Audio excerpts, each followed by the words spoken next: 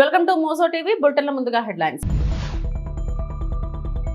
ప్రజలకు సన్నబియ్యం కానుక తెలంగాణ ముఖ్యమంత్రి రేవంత్ రెడ్డి వెల్లడి.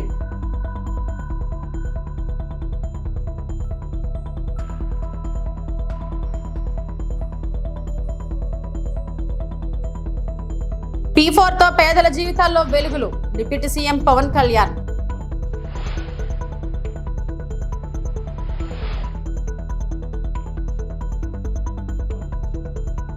నగల దుకాణాన్ని ప్రారంభించిన మహేష్ బాబు కూతురు సితారా. పేదరికం లేని రాష్ట్రంగా ఏపీని తయారు చేయాలనే సంకల్పానికి శ్రీకారం చుట్టామని P4 భావితరాల భవిష్యత్తును మారుస్తుందని సీఎం చంద్రబాబు అన్నారు. సమాజంలోని సంపన్నులను పేదలతో అనుసంధానించి పేదరికాన్ని నిర్మూలించేందుకు ఉద్దేశించిన మార్గదర్శి బంగారు కుటుంబం P4 కార్యక్రమాన్ని ఆయన ప్రారంభించారు. పేదల జీవితాల్లో మార్పు తెచ్చే వరకు తన ప్రయత్నాన్ని వదిలిపెట్టనని స్పష్టం చేశారు. ఆగస్టు 15 నాటికి ఈ కార్యక్రమాన్ని ఓ స్థాయికి తెచ్చి వచ్చే ఉగాది నాటికి సత్ఫలితాలను ఆవిష్కరిస్తామని సీఎం ధీమా వ్యక్తం చేశారు. అందుకే ఆంధ్ర రాష్ట్రంలో పేదరికం లేని రాష్ట్రంగా చేయాలనే సంకల్పానికి ఈరోజు శ్రీకారం చుట్టానని చెప్పి కూడా నేను మీ అందరికీ తెలియజేస్తున్నా. ఈరోజు ఇక్కడ ఎన్డీఏ ప్రభుత్వం ఉంది. మిత్రులు జనసేన అధ్యక్షులు జన సైనికులకు విజ్ఞప్తి చేస్తున్నాను. ఎప్పుడు కూడా పవన్ కళ్యాణ్ గారు రాష్ట్ర భవిష్యత్తు కోసం ఆలోచిస్తారు తప్ప వ్యక్తిగత ప్రయోజనాల కోసం ఆలోచించరు. అలాంటి మిత్రుడితో కలిసి గవర్నమెంట్ లో ఉండడం ఇది ఒక సువర్ణ అవకాశం మనందరికని చెప్పి కూడా నేను మీకు తెలియజేస్తున్నా. కేంద్రంలో ఉండే బీజేపీ ఎన్డీఏ నరేంద్ర మోడీ గారు 2047కి భారతదేశాన్ని వికసిత్ భారత్ ద్వారా ప్రపంచంలోనే ఒక అగ్రదేశంగా తయారు చేయాలని ఆలోచిస్తున్నారు.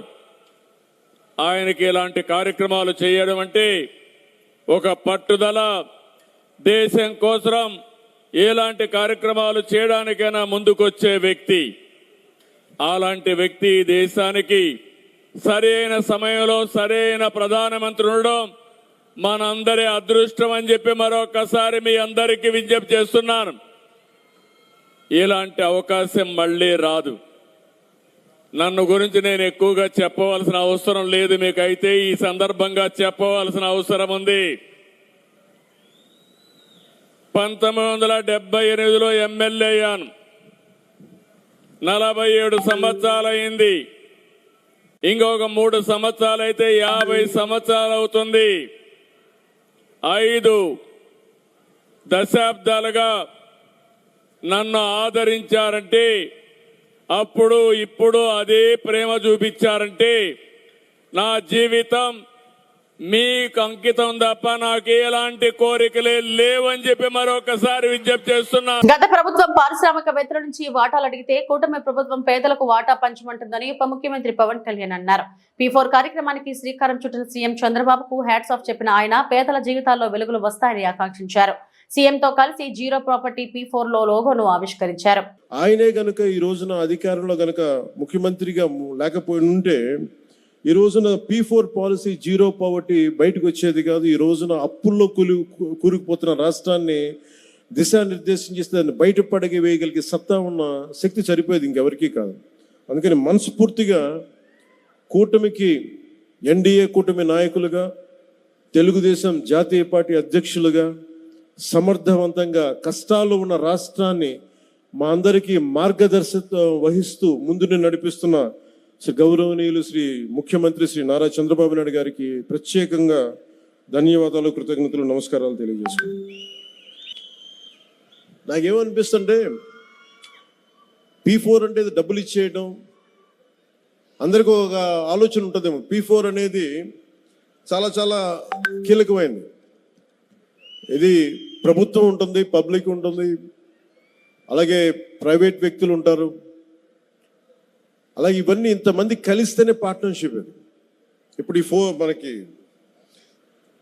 దీంట్లో చాలా మందికి సగటు మనిషికి ఇక్కడున్న వేదిక పైన ఎవరు కూడా చల్మలశెట్టి సునీర్ గారు కావచ్చు, గోయంక గారు కావచ్చు, లేదంటే మన కృష్ణారెడ్డి గారు కావచ్చు, గౌరవ ముఖ్యమంత్రి నారా చంద్రబాబు నాయుడు గారు కావచ్చు, వేదిక పైన పెద్దలు ఎవరైనా ఉండొచ్చు. ఇక్కడ ఉన్న చాలామంది విశిష్ట అతిథులు కావచ్చు, ఐఏఎస్ అధికారులు ఉండొచ్చు, ఎవరికైనా సరే చదువుకునే సమయంలో, ఎదుగుదామనే సమయంలో అందరూ చిన్న గ్రామాల నుంచి వచ్చిన వాళ్ళే, చిన్న చిన్న రాష్ట్రాల మారుమూల కుగ్రామం నుంచి వచ్చిన వాళ్ళే.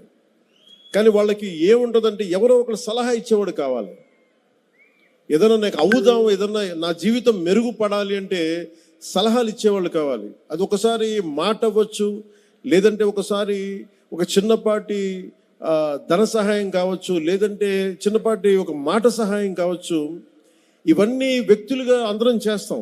కానీ దీన్ని ఒక ప్రభుత్వ కార్యక్రమంగా దీన్ని చేపట్టినందుకు మనస్ఫూర్తిగా ముఖ్యమంత్రి గారికి నా అభినందనలు, ధన్యవాదాలు తెలియజేసుకుంటున్నాను.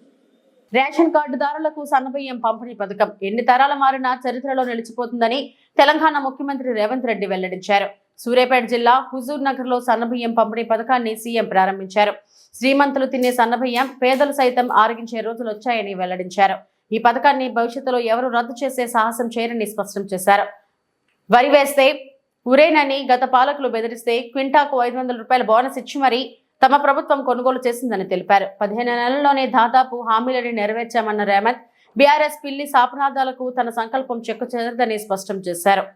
పెద్దలు ఉత్తమ్ కుమార్ రెడ్డి గారితో మాట్లాడిన, సహచర మంత్రివర్గ సభ్యులతో చర్చించిన, బట్టి విక్రమార్క గారిని ఒప్పించిన, ఇక దొడ్డు బియ్యం కాదు, ప్రతి పేదవాడికి ప్రతి ఒక్కరికి 6 కిలోల సన్న బియ్యం ఇవ్వాలి.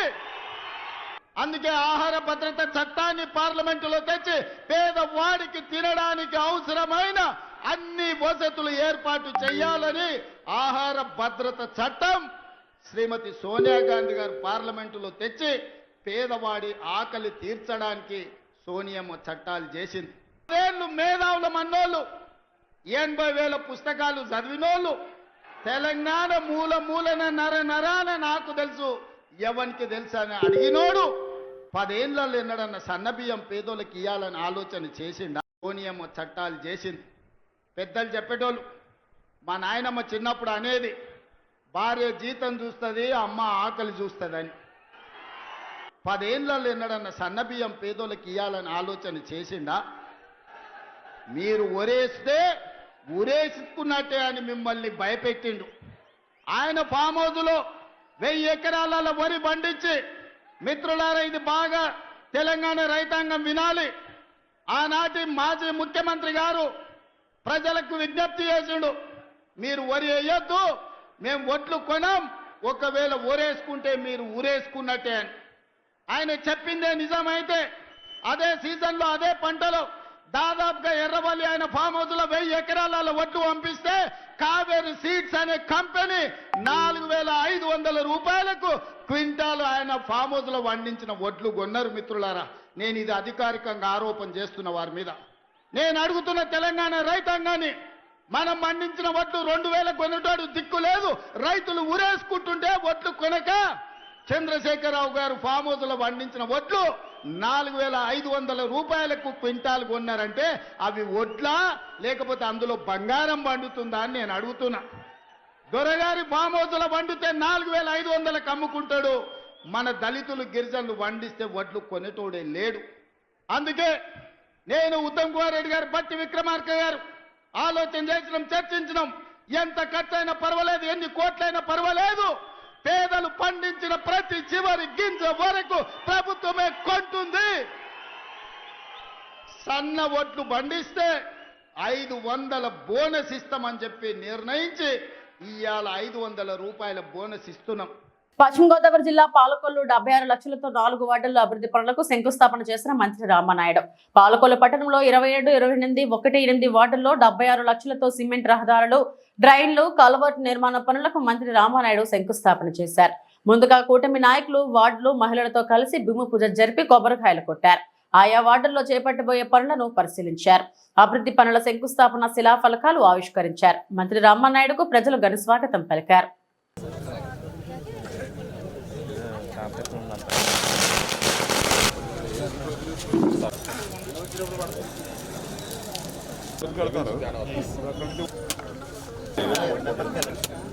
వచ్చిందా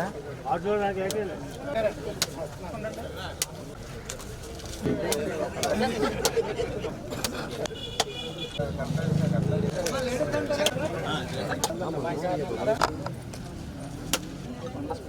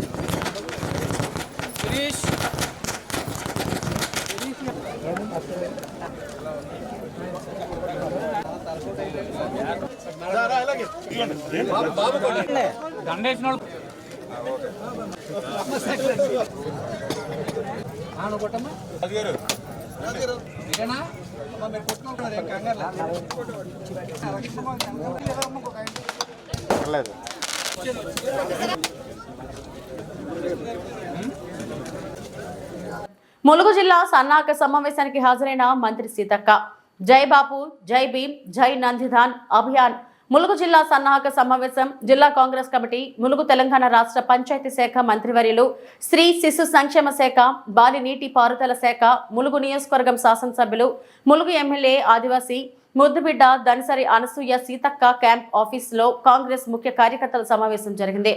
కాంగ్రెస్ జిల్లా అధ్యక్షుడు పడి ఆకుల అశోక్ అధ్యక్షతన జరిగింది.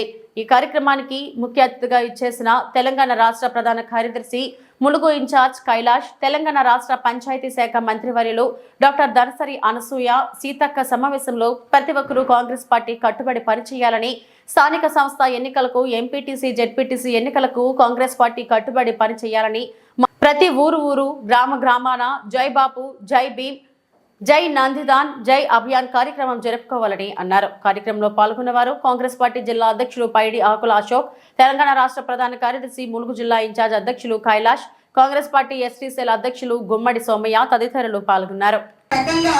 మనం వర్క్ చేయాలి, అది వదిలిపెట్టి వేరే వేరే మనకు తెలిసిన ఎజెండా కాదు.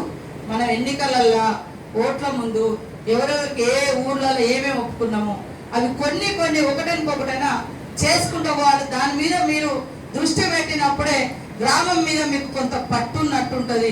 కాబట్టి ఇక్కడికి వచ్చిన నాయకులందరికీ కూడా మరి పేరున మళ్ళీ రాబోయే కాలంలో వచ్చేటువంటి ఎన్నికలు అవన్నీ కూడా మీ ఎన్నికలు.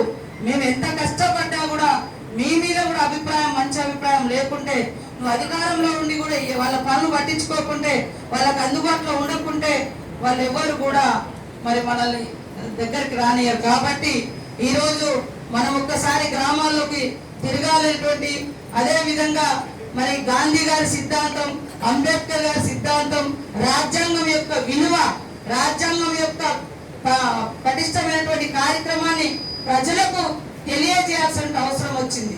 ఎందుకంటే రాజ్యాంగం ముందులే మనల్ని కాపాడుతుందిలే అని అనుకున్నాం అందరినీ.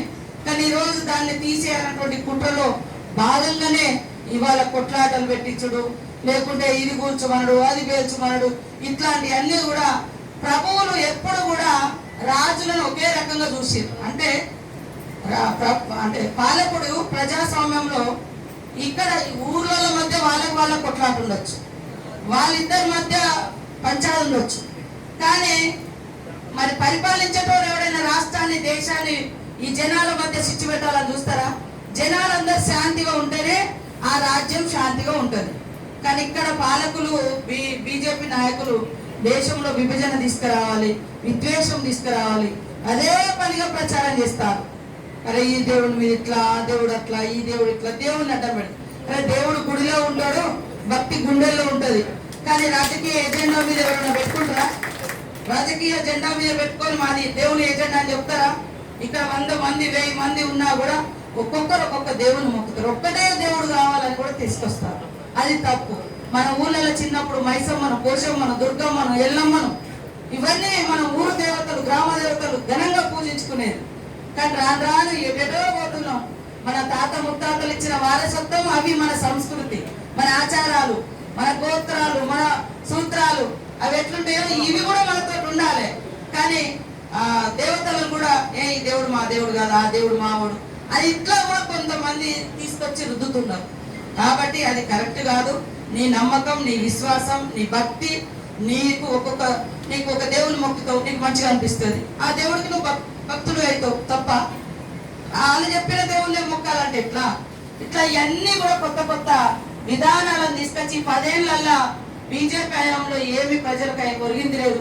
ఇల్లు ఇచ్చింది లేదు, భూములు పంచింది లేదు, ఉద్యోగాలు ఇచ్చింది లేదు, ఓ వాటర్ కనెక్షన్స్ ఇచ్చింది లేదు, ఓ ప్రాజెక్టులు ఇచ్చింది లేదు, ఏం లేదు. కానీ విభేదాలు మాత్రం రాష్ట్ర ప్రజల మధ్య, దేశ ప్రజల మధ్య సృష్టించడం జరిగింది. ఆ విభేదాలకు అతీతంగా ఇవాళ బాపు గాంధీ గారి సిద్ధాంతం, అంబేద్కర్ గారి సిద్ధాంతం, భారత రాజ్యాంగం యొక్క డాక్టర్ బిఆర్ అంబేద్కర్ కోనసీమ జిల్లా అంతర్వేది శ్రీ లక్ష్మీ నరసింహస్వామి వారి ఆలయంలో పంచాంగ శ్రవణం. సకినేటిపల్లి మండలం అంతర్వేది శ్రీ లక్ష్మీ నరసింహస్వామి వారి ఆలయంలో పంచాంగ శ్రవణంను వైభవంగా నిర్వహించారు. ఆలయ ప్రధాన అర్చకులు శ్రీనివాస కిరణ్ ఆధ్వర్యంలో పంచాంగ పూజలు చేసి స్వామివారికి కర్పూర నీరాజనాలు పలికారు. స్థానాచార్యులు శ్రవణం పలికారు. వినోద కార్యక్రమాలు అలరించాయి. వచ్చిన భక్తులకు పంచాంగంను బహుకరించారు. కార్యక్రమంలో ఆలయ పర్యవేక్షకులు విజయసారథి, అధిక సంఖ్యలో భక్తులు, సిబ్బంది పాల్గొన్నారు.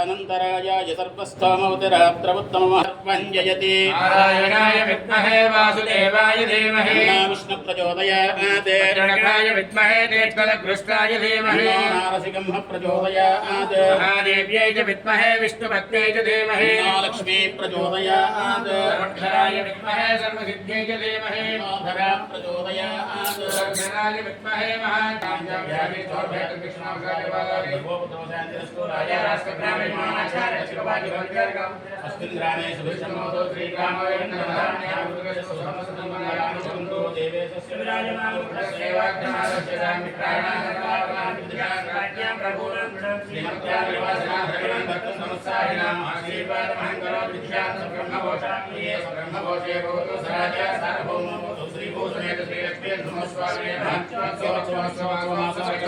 సంవత్సరోత్సవే భవతు అస్మిన్ గ్రామే శ్రీగ్రామోయం ధనధాన్యాభివృద్ధిరస్తు సమస్తమంగళాని భవంతు సర్వే జనాః సుఖినో భవంతు. పంట పొలంలో స్వయంగా వెలిసిన శ్రీ శ్రీ శ్రీ సత్యమ్మ తల్లి అమ్మవారు నంగవరం గ్రామంలో జున్నూరి రామ్మోహన్ రాజేశ్వరరావు వారి పంట పొలాలు మధ్యలో స్వయంగా శ్రీ శ్రీ శ్రీ సత్యమ్మ తల్లి వెలిసిన అమ్మవారు మహోత్సవం ఘనంగా నిర్వహించారు. జున్నూరి రామ్మోహన్ రాజేశ్వరరావు దంపతులు మాట్లాడుతూ, మా అమ్మ శ్రీ శ్రీ శ్రీ సత్యమ్మ తల్లి అమ్మవారి అనుగ్రహంతోనే ఈ రోజు మా కుటుంబం చల్లగా ఉంది. మా గ్రామంలో ఉన్న ప్రజలపై కూడా ఆ మహాతల్లి ఆశీస్సులు ఉంటున్నాయి. మనసులో ఏ కోరిక ఉన్నా వెంటనే అమ్మవారు తీరుస్తున్నారు. ఎక్కడికక్కడ నుండో ఈ ఉగాది రోజు నాడు దర్శనం చేసుకుంటున్నారు. ప్రతి సంవత్సరం ఉగాది రోజు నాడు అమ్మవారికి మాకు తోచిన విధంగా స్నేహితుల సహకారంతో ఇంత ఘనంగా జాతరను జరిపిస్తున్నామన్నారు. 1500 మందికి అన్నదానం చేస్తున్నామని జూనూరు రామ్మోహన్ రాజేశ్వరరావు దంపతులు తెలిపారు.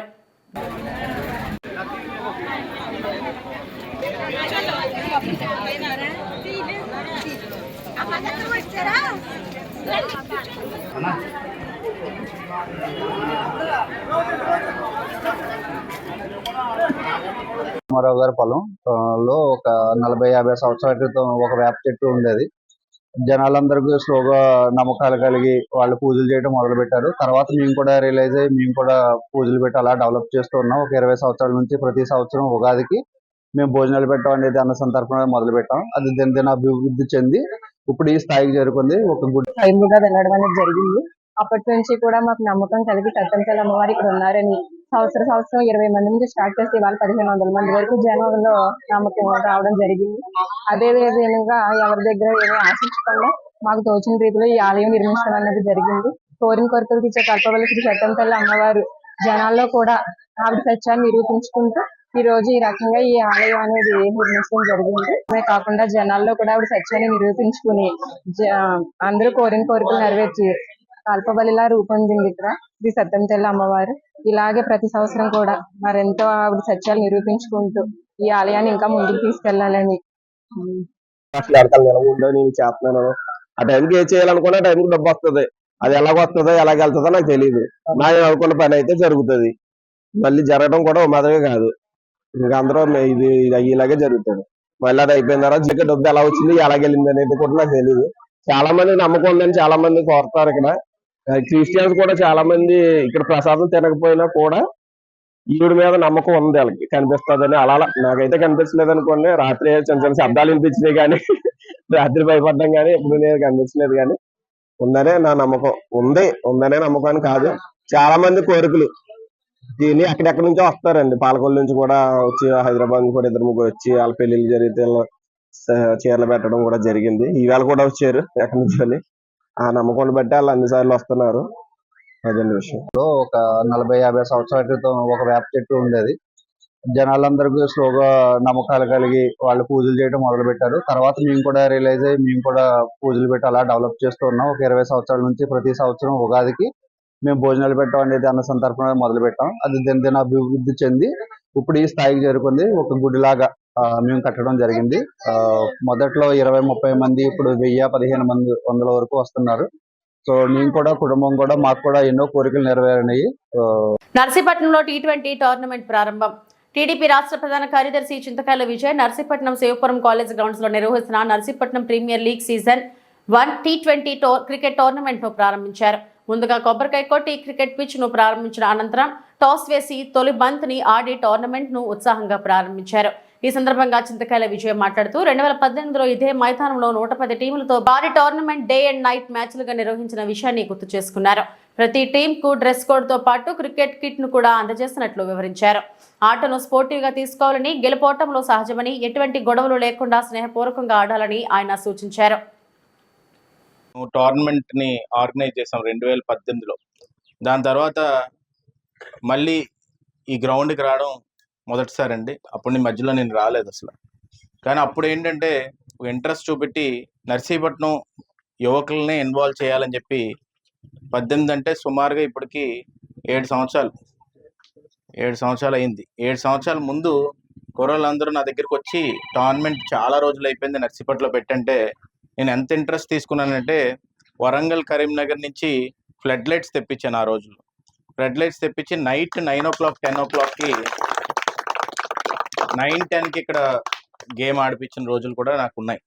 సో అంత ఇంట్రెస్ట్ ఆ రోజు చూపెట్టాం. ఆ పిచ్ కూడా ఆ టైంలోని మనోళ్ళే చేశారు. ఇక్కడ నర్సీపట్నంలో కుర్రోళ్ళే మేము చూసుకుంటాం అని చెప్పి చేశారు. చాలా ఇంట్రెస్ట్ చూపెట్టారు.